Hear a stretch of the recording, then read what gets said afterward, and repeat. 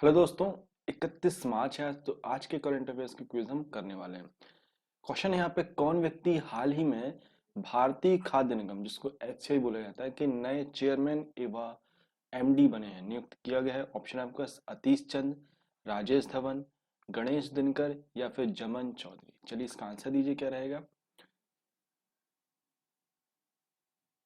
दोस्तों, मेरा नाम है ऋतुराज। हमारी जो क्लास रहती है रेगुलर रहा करती है। आपसे निवेदन है, अगर आपने अभी तक चैनल को सब्सक्राइब नहीं किया है तो प्लीज चैनल को सब्सक्राइब जरूर करिए, जिससे आपको नेक्स्ट वीडियो के नोटिफिकेशन लगातार मिलते रहेंगे। और साथ ही साथ में अगर आपको वीडियो पसंद आता है तो प्लीज लाइक जरूर करिए। क्वेश्चन आपने देख लिया, कौन व्यक्ति हाल ही में भारतीय खाद्य निगम के नए चेयरमैन व एमडी बने हैं। Who has recently become the new chairman and MD of the food corporation of India. Option है अतीश चंद, राजेश धवन, गणेश दिनकर, जमन चौधरी। चलिए इसका आंसर दीजिए। चलिए इसका आंसर है अतीश चंद। अतीश चंद जी को हाल ही में भारतीय खाद्य निगम जिसको एफसीआई बोला जाता है, food corporation of India, short में उसको एफसीआई बोलते हैं, का एमडी एवं चेयरमैन नियुक्त किया गया है अतीश चंद जी को।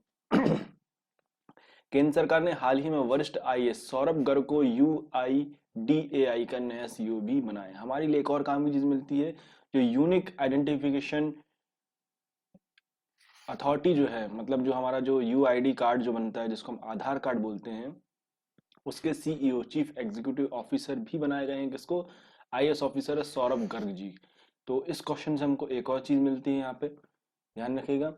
इसके अलावा महाराष्ट्र कैडर के 1991 बैच के आईएएस अधिकारी संजीव कुमार को भारतीय विमानपत्तन प्राधिकरण जिसको एएआई जिस बोलते हैं, या फिर इसको एयरपोर्ट अथॉरिटी ऑफ इंडिया बोला जाता है, के चेयरमैन बनाया गया है। तो यहाँ पे हमको एक क्वेश्चन में दो चीजें और मिल गई हैं कि यूआईडीएआई मतलब यूनिक आइडेंटिफिकेशन का जो जैसे आधार है, उसका जो सीईओ है वो सौरभ गर्ग जी को बनाया गया है। साथ ही साथ में ए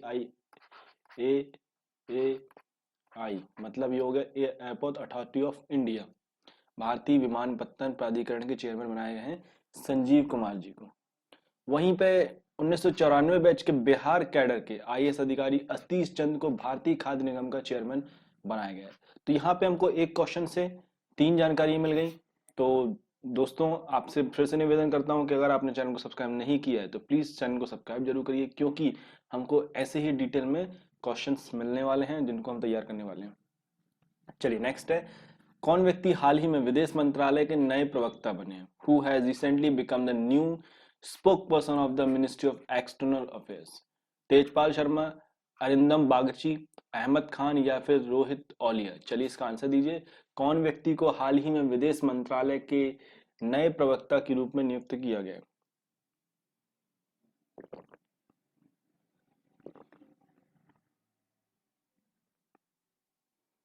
चलिए इसका आंसर है अरिंदम बागची। अरिंदम बागची जी को नए विदेश मंत्रालय के नया प्रवक्ता नियुक्त किया गया है विदेश मंत्रालय के लिए।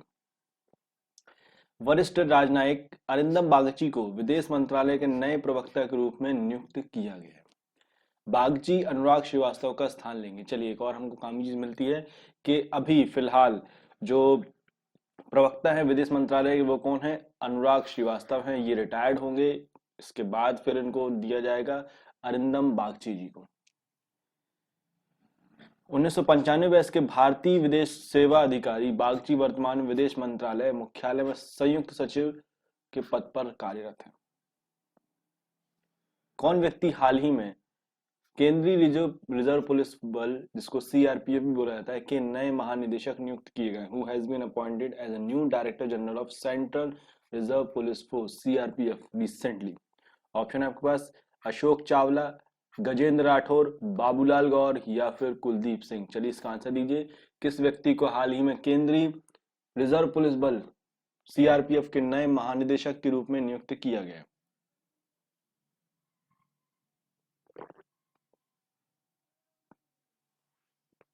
चलिए इसका आंसर है कुलदीप सिंह। कुलदीप सिंह जी को हाल ही में सीआरपीएफ के नए डायरेक्टर के रूप में नियुक्त किया गया है।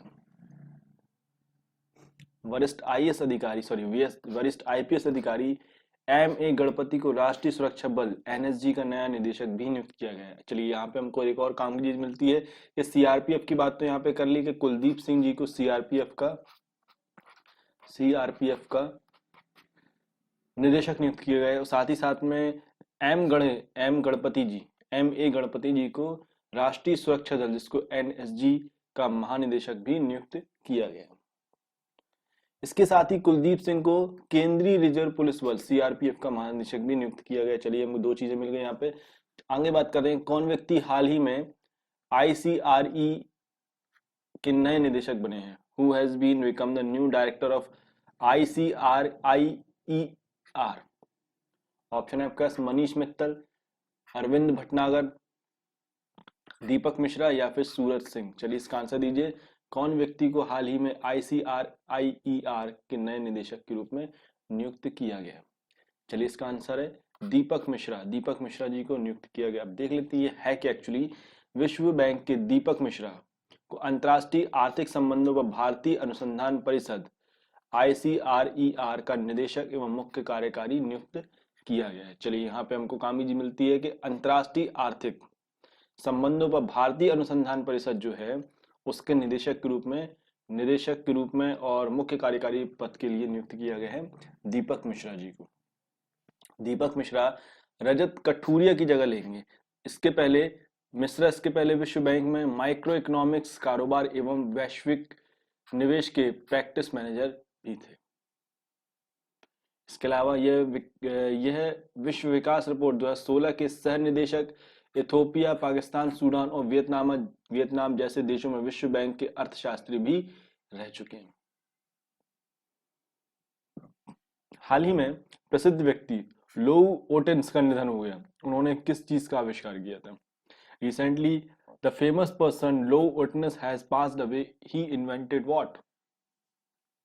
इंटरनेट, ऑडियो कैसेट, ट्यूबलाइट, विद्युत बल्ब, विद्युत मोटर।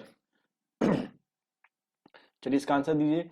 लोउ ओटेंस का निधन हुआ है, वो हाल ही में किसका इन्होंने आविष्कार किया था? हाल ही में इनका निधन हुआ है, तो आपको बताना है कि लोउ ओटेंस ने किसका आविष्कार किया था। चलिए इसका आंसर है ऑडियो कैसेट। ऑडियो कैसेट का आविष्कार किया था लोउ ओटेंस ने। दुनिया का पहला ऑडियो कैसेट बनाने वाले डच इंजीनियर लोउ ओटेंस का 94 वर्ष की उम्र में निधन हुआ है। ओटेंस ने पहला कैसेट 1963 बनाया था। यह अनुमान के अनुसार ओटेंस द्वारा पहले कैसेट के आविष्कार के बाद अब तक दुनिया में लगभग 10,000 करोड़ कैसेट टेप बिक चुके हैं। ओटेंस के इस आविष्कार ने संगीत की दुनिया में क्रांति ला दी थी। पहले क्या हुआ करता था कि लोग कैसेट्स के पहले एक रिकॉर्ड हुआ करता था, बड़े इसको रिकॉर्ड ही बोलते थे। एक बहुत बड़ी चकती जैसी हुआ करती थी जिसमें लोग गाने सुना करते, इसको ग्रामोफोन बोला जाता था। एक बहुत बड़ा हुआ करता था, उसमें गाने सुना करते थे। तो वो क्या था, इकोनॉमिकल नहीं था, नंबर एक चीज। दूसरी चीज, इसको आपको बहुत संभाल के रखना पड़ता था और जगह भी ज्यादा लेता था। तो इसको देखते हुए यहाँ पे जो म्यूजिक प्रेमी थे उनमें थोड़ा सा कमी थी। परंतु जैसे ही ऑडियो कैसेट आया, तो ऑडियो कैसेट आने के बाद वो थोड़ा सा कॉम्पैक्ट हो गया, जगह कम लेता है, आसानी से उसको आप रख सकते हैं और आसानी से मिल भी जाता था और सस्ता भी था उस टाइम पे।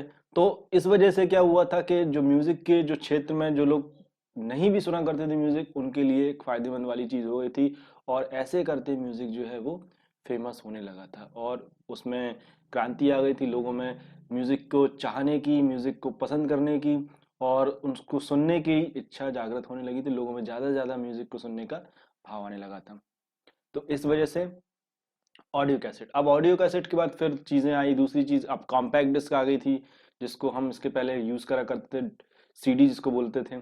अब इसके बाद फिर अब डिजिटल हो चुका है बहुत ज्यादा, तो हमको आसानी से वो चीजें इंटरनेट में अवेलेबल हो जाती हैं। तो अब हमको हार्ड कॉपी रखने की जरूरत ही नहीं पड़ती है। हम उसको डायरेक्टली इंटरनेट से डायरेक्ट या तो किसी प्लेयर से सुन सकते हैं या तो फिर उसको डाउनलोड करके अपने मोबाइल में सेव कर सकते हैं। तो ये भी एक तरीका है। तो जैसे जैसे टेक्नोलॉजी आती जा रही है वैसे वैसे हम सारी चीजों को कॉम्पैक्ट करते जा रहे हैं। चलिए आगे बढ़ते हैं। हाल ही में किस फुटबॉल टीम ने ISL 2021 का खिताब जीता? Recently which football team has one the title of ISL 2021? Mumbai city FC, FC Goa, Bengaluru FC या फिर केरला ब्लास्टर एफसी। चलिए इसका आंसर दीजिए। हाल ही में किस फुटबॉल टीम ने आईएसएल 2021 का खिताब जीता है? चलिए इसका आंसर है Mumbai city FC. Mumbai city FC ने हाल ही में आईएसएल 2021 का खिताब जीता है। चलिए आगे बात करते हैं, काम की चीज क्या और है। मुंबई सिटी एफसी ने Mumbai super league ISL sorry Indian super league के 7वें सीजन का फाइनल में मौजूदा चैंपियन एटी के मोहन बगान को 2-1 से हराकर पहली बार आईएसएल खिताब अपने नाम पे किया है। जैसे कि आईपीएल हुआ करता था वैसे अब आईसीएल भी होता है। आईपीएल में इंडियन प्रीमियर लीग जिसको बोलते हैं वो क्रिकेट के लिए है, तो आईएसएल यहाँ पे फुटबॉल के लिए भी एक सीजन बनाया, मतलब एक टूर्नामेंट बनाया गया है, चैंपियनशिप बनाई गई है, जिसमें 7वें सीजन के जो इस बार के जो विजेता रहे हैं वो कौन है? मुंबई सिटी एफसी रही है। फरटोडा के जवाहरलाल नेहरू स्टेडियम में खेले गए फाइनल में एटी के मोहन बगान के लिए डेविड विलियम्स ने 18वें मिनट में गोल दागे थे। 18वें मिनट में गोल दागा। अब फारटोडा क्या है? फारटोडा क्या है? गोवा में एक जगह है, गोवा में एक सिटी, एक प्लेस का नाम है जहां पर जवाहरलाल नेहरू स्टेडियम में ये मैच खेला गया था। जबकि मुंबई सिटी एफसी का पहला गोल विरोधी टीम के खिलाड़ी जोस लुइसा एस्पिनोसा आरोया ने 29वें मिनट में आत्मघाती गोल के रूप में परिवर्तित किया था। हाल ही में प्रसिद्ध व्यक्ति लक्ष्मण पाई का निधन हुआ है, वे क्या थे? आपको बताना है। आप फोटो देख सकते हैं इनकी। हाल ही में इनका निधन हुआ है जिनका नाम है लक्ष्मण पाई। आपको बताना है वे कौन है। Recently the famous person Laxman Pai has passed away was he. कौन थे वो? चित्रकार, गायक, लेखक या फिर अभिनेता? चलिए इसका आंसर दीजिए। लक्ष्मण पाई कौन थे? चलिए इसका आंसर है चित्रकार। लक्ष्मण पाई जी चित्रकार थे। प्रसिद्ध चित्रकार और पद्म भूषण से सम्मानित हो चुके लक्ष्मण पाई का 95 वर्ष की उम्र में निधन हो गया। लक्ष्मण पाई का जन्म 1926 में गोवा में हुआ था और वह कई प्रतिष्ठित पुरस्कारों से भी सम्मानित हो चुके हैं।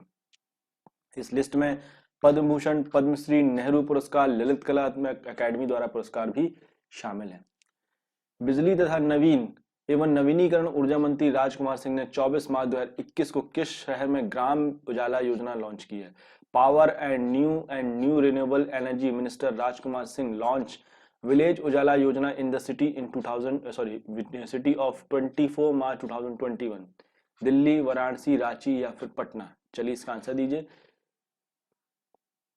ग्राम उजाला योजना लॉन्च की गई है किस शहर के लिए? चलिए इसका आंसर है वाराणसी। वाराणसी के लिए ग्राम उजाला योजना जो है वो शुरू की गई है। ग्राम उजाला योजना 10 रुपए में ग्रामीण क्षेत्रों में दुनिया का सबसे सस्ता एलईडी बल्ब प्रदान करती है। इस योजना को कार्बन क्रेडिट के आधार पर वित्त पोषित किया जाता है। इस योजना से ग्रामीण रोजगार के साथ साथ स्थानीय अर्थव्यवस्थाओं को भी बढ़ावा मिलेगा। यह योजना भारत के गांवों का उत्थान करेगी और जलवायु परिवर्तन शमन में भी इसका योगदान होने वाला है। तो दोस्तों ये तो हमने देख लिया 31 मार्च के करंट अफेयर्स की क्विज देख ली। आशा करता हूँ आपको ये चीज पसंद आई होगी। अगर पसंद आई तो प्लीज लाइक जरूर करिए और कमेंट करके मुझे बताइए कि आपको ये वीडियो कैसा लगा। और ऐसे ही आप बने रहिए और ऐसे ही अपना प्यार मुझ पर बनाए रखिए। Thank you.